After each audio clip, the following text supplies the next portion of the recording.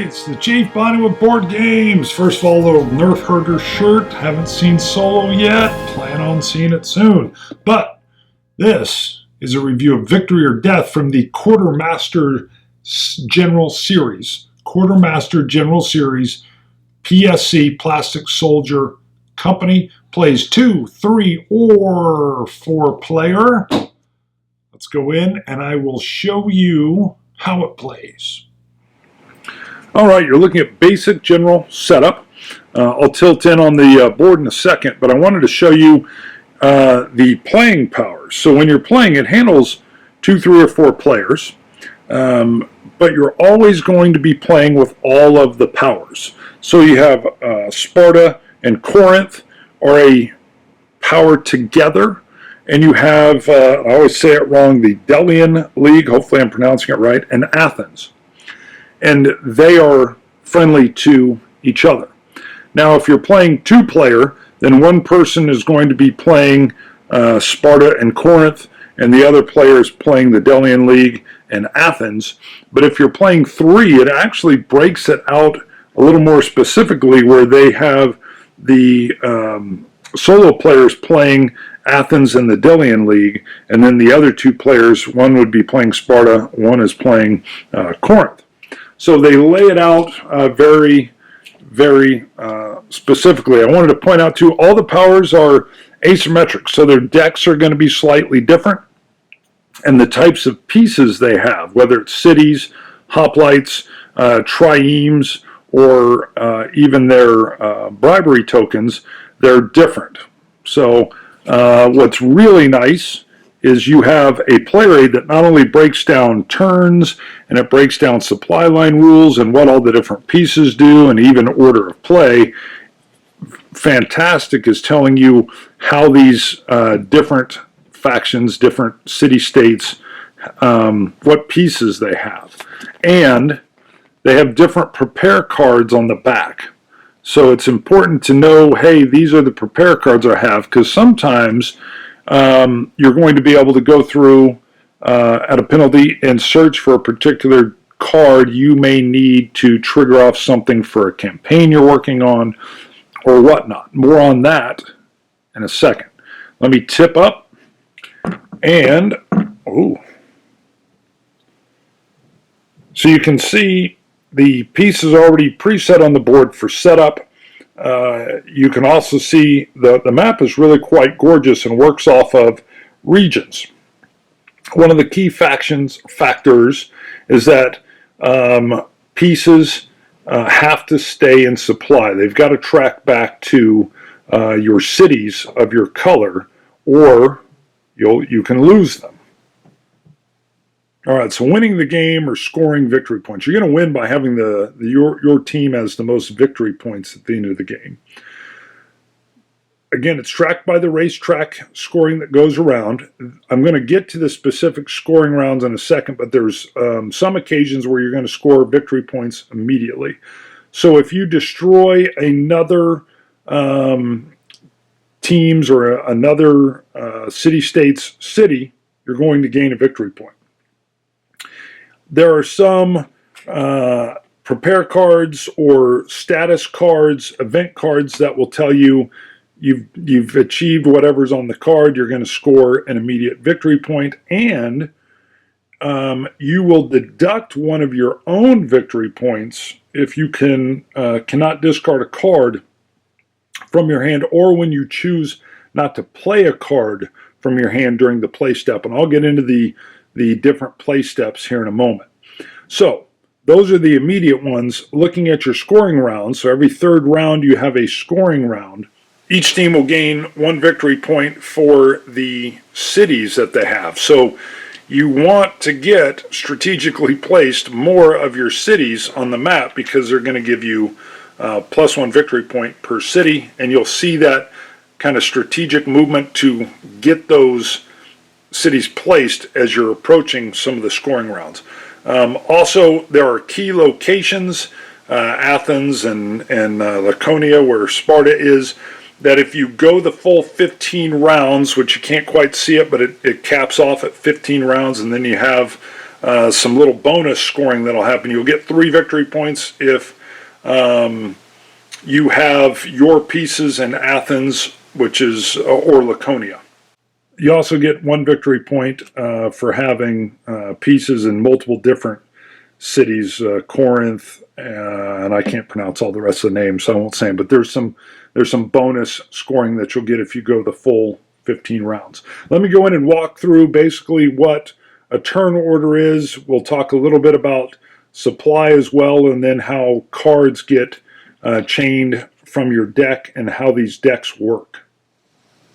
All right, I've got the play area. Hopefully I may move this again, we can show the cards, but there's so much key factors going on with the cards, and I'm going to show you these particular cards, or some of them, here in a little bit. I won't go through every one of them, but there's a key factor that if you exhaust your deck and you can't draw any cards, you're going to take a victory point hit for doing that. So you've got to be a little careful in how you spend your cards to do certain actions.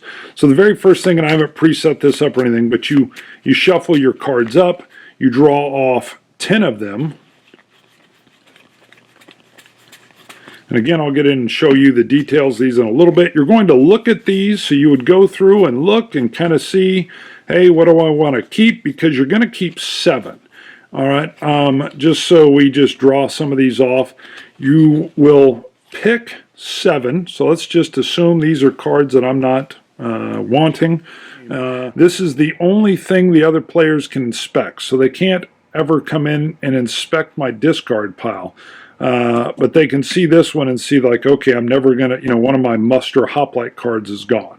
And this is going to be my discard pile. So I'll always discard underneath this card, and then I'm going to go through play steps in a while, but this will be what I'm working off of, and at the end of my step you'll see where I'll always hopefully draw up to 7, otherwise I'm going to have a victory point penalty. So let me show you what the play steps are. So we have 5 play steps. You're going to have a strategy step, literally a play step, which is number 2. You're going to have a planning step. It's going to tell you that that's an optional thing that sometimes you won't be doing. A supply step, and then you'll have your final draw step where you're just drawing back up to your 7 cards. So on your strategy step, the first thing is if you'd had a bribery token out on the board. Bribery tokens can be placed to help you keep your units in supply back to a city. So if you'd used one of these, not if it's in the cup up above at the top left-hand corner, but if you'd used one of these at this step, it would come back off of the board. Now second, I don't have any prepare cards down, and you won't on your very first turn, but let me show you, I'm going to cut, I'll put in a couple here just to show you that this is a phase where you could use cards if you had them placed down in a prior turn.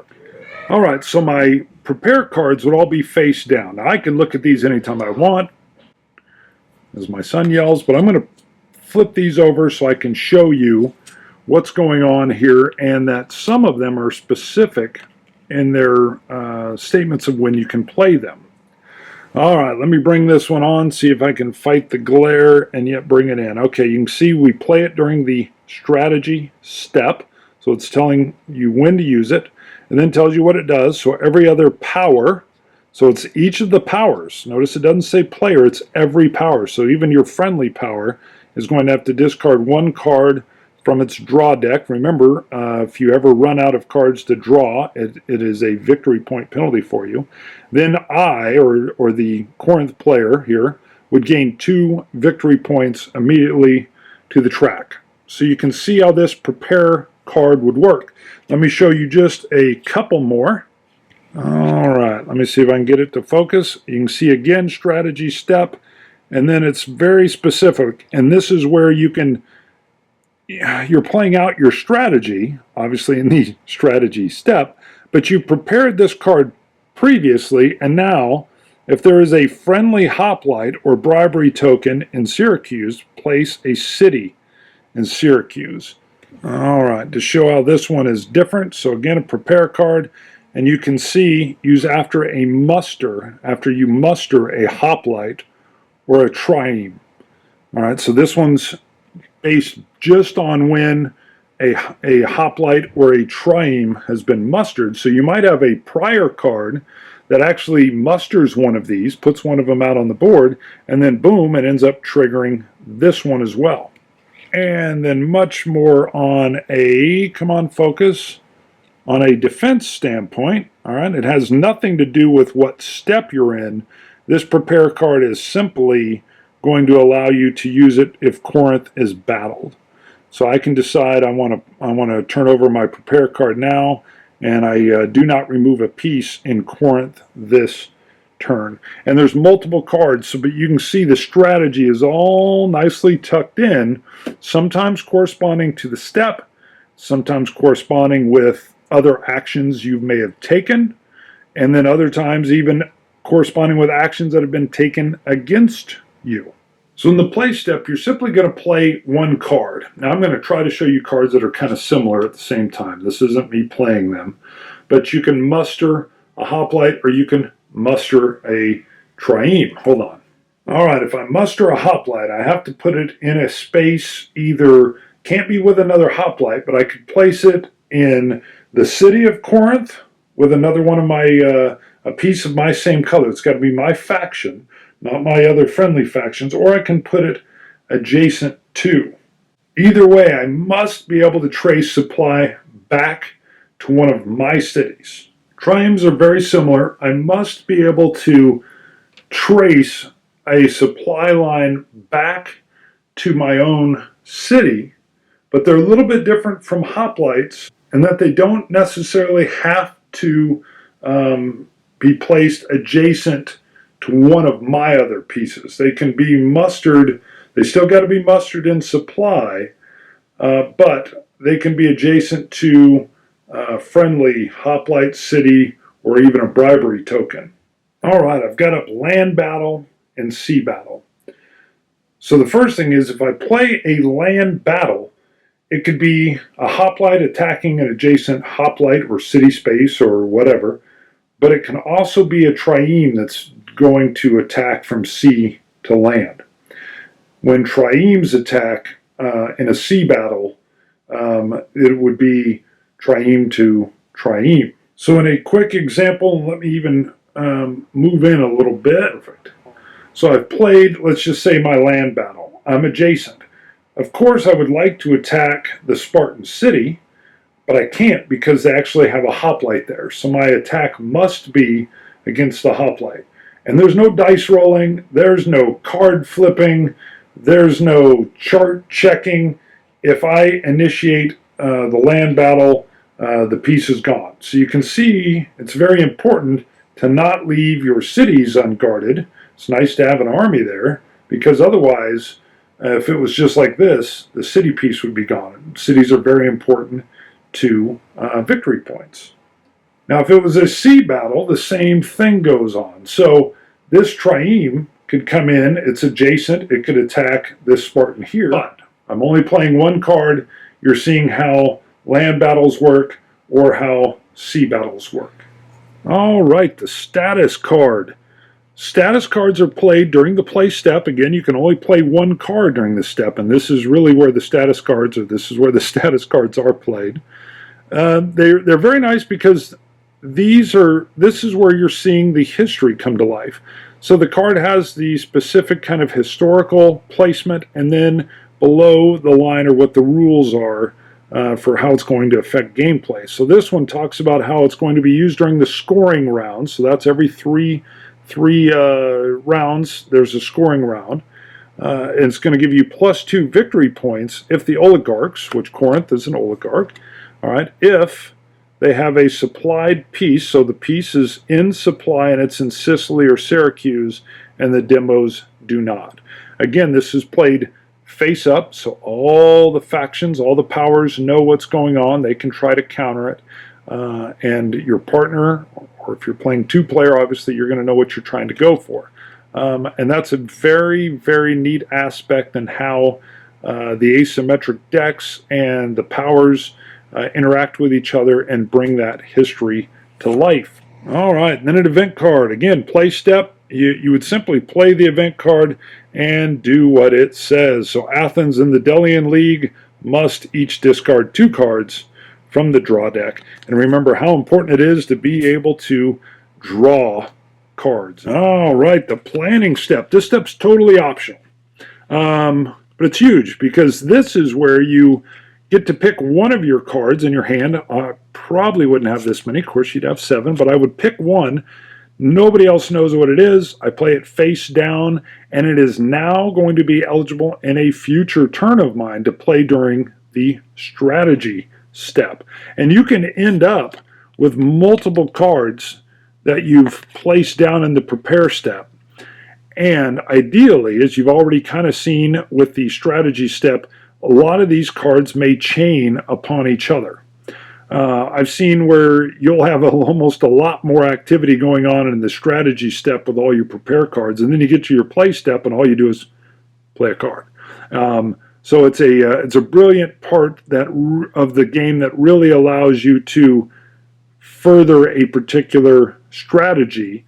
You're keeping that strategy hidden, but allows you to really trigger a lot of things if you can get them to work together. It really adds a nice synergy to your individual deck. Step 4 is simply your supply step. You're going to come in and just say, can I trace supply from space to space? Notice my trieme there. Back to one of my cities. Yes. So going around, quite simply, yep, everything's in supply. If a piece was out of supply, it's removed from the board. You simply then return to the very final step, which is the draw step, and you're going to draw back to 7 cards. They do have a little caveat in there that explains if you have prepare cards that are down on the table, those don't count as being in your hand. It's literally the cards that are in your hand, not the ones that are down on the table. All right, one other thing to point out is you may be working toward a strategy. So you have several prepare cards down, and you're all ready to trigger something in the strategy step, but you cannot find, or you're not drawing a key card that you're looking for. You may use emergency provision and go and search your draw deck, not your discard, but your draw deck. And instead of playing the card from your hand, you'll get to play this card that you search for directly down. However, it costs you 2 cards from your hand of 7, so it's rather expensive because you're never going to see these again. But if you really need it, you can go do it. Now, they have 2 phases of this. They have the basic one, which means you're searching your deck emergency provision style for a land battle, a sea battle, a muster of a hoplite, a muster of a trieme, and then they tell you that in the advanced version, or the advanced emergency provision, you add in a prepare card to that too. So it opens up to prepare cards that you can go get in order to play. And again, you only use the emergency provision during your play step. So again, you simply move through that strategy step with any prepare cards down. The play step where you're playing one single card and you hope you've got the cards to play, or you can take a victory point penalty. The totally optional planning step where you can lay those prepare cards down for a future strategy step. You've got the supply, check and make sure you're in supply. It's crucial, it's easy, everything's very nice and visually traceable on the board, and then you simply go back to your draw step and it's the next player's turn, and it really rolls and rolls from player to player nicely. All right, we're back. First things, a caveat I didn't explain in the close-up: victory points. Sometimes you may not make it to that 15th round because if one of the teams, if one of the player sets gets 10 or more victory points ahead of the other group, it's over. Sudden death, which is great because I don't want to be around for 90 to, 120? 90 to 120 minutes, usually about 90 really for me. It plays fast. If I know I'm getting skunked, if I'm getting killed. Normally I would forfeit it at that point anyway, but sometimes that makes people upset. But you've got the rule. Hey, You're at your faction here. You made this grand push. You're ahead by 10 or more. It's over. Great. Production. PSC, wow. Linen finish.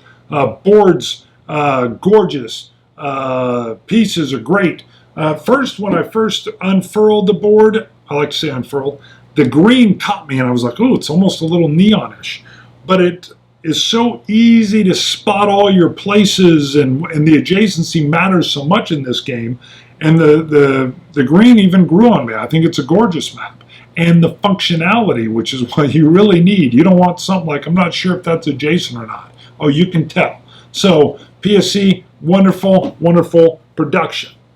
So gameplay, you got your 5 steps. First things first, turns just wop, wop, wop, wop, wop. They move and it's the next person's turn. Or you're playing 2-player, so, well, it's still the next person's turn, and then in a 2-player, it's my turn again, next person's turn, and in the other faction, back to me, do the round maintenance, boom, boom, boom, and it just tracks around very, very nicely. The rule set's really basic. The strategies, not so much.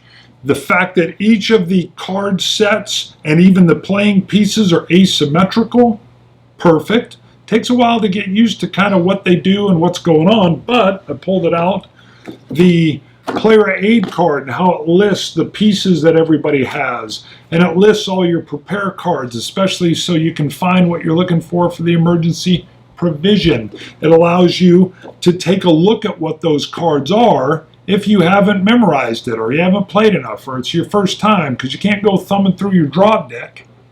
Hello? Right? Being able to do the emergency provision, wonderful. I'm not a master enough at this yet where I am going for my 15th play and I want to use the strategy I used in my 6th game. And that really triggered and I need card X. But thank you for having it in there, because as you get to the point where you're trying to trigger a said strategy, and the randomness of where that card you may need is in the deck, and it's just not coming up, would, I think, make the game fall flat for that person. The ability to say, you know what, it's costly. I'm going to discard these 2 cards, but I'm going to go find that card I need, that prepare card. Yes.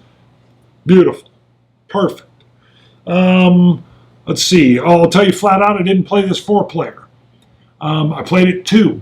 So I'm playing, the opposite sides as 1 and working it around because all the factions are in. Great. But and it's not a negative because that's great. I don't have a lot of time. So I like the lighter fact of the game and the way the time or the turns move. But I really currently don't get 4 players over and play, or even 3. So I don't have that game group that sits down and plays a 4-person game. It's phenomenal for that. And the turns move so fast that you're not sitting there twiddling your fingers. Even though I didn't play it with 4, you're wrapping around to the other powers deal so fast that you're kind of like, I would set both powers up and have them in order, so 1st and 3rd, or a 2nd and 4th. So you're sitting there going, okay, yep, that's what I was trying to do here. That's how it's working there. Of course, you're able to kind of work the teams better together, knowing kind of what you've got going on. Not kind of, if you can remember the cards in the other powers' hands. But it plays 2 really well, and I'm sure it plays 4 phenomenally. I just don't get 4 players over here to play. Not that I couldn't. Home life, work life, really board game life. I do a lot of 2-player and a lot of solo play. So solo play. I did some solo playing early on just to get the feel of how are the functions going on? How's the play happen? How do I set the prepare cards to trigger later in the strategy? It doesn't really play solitaire though. Great way to sit down and play and learn, but I wouldn't say this is something I would sit down just to play all the factions and see what I could get to happen. You totally could, because you've got the fog of war of not knowing what cards are in each of the individual decks, and you could say, I'm going for this strategy to see how that works. So it's there. You could play it, and it would work. But for me, it's not something I'm going to do. I just did the solitaire to really get my mechanisms down and get a general feel how all the groups played, all the powers played, and then I went ahead and played head-to-head with just one other person a few times. That's it. So, but it's my first foray into the Quartermaster General. I didn't play the World War II version, and so this is going to be personal to me. I didn't feel myself overly drawn to the Peloponnesian War.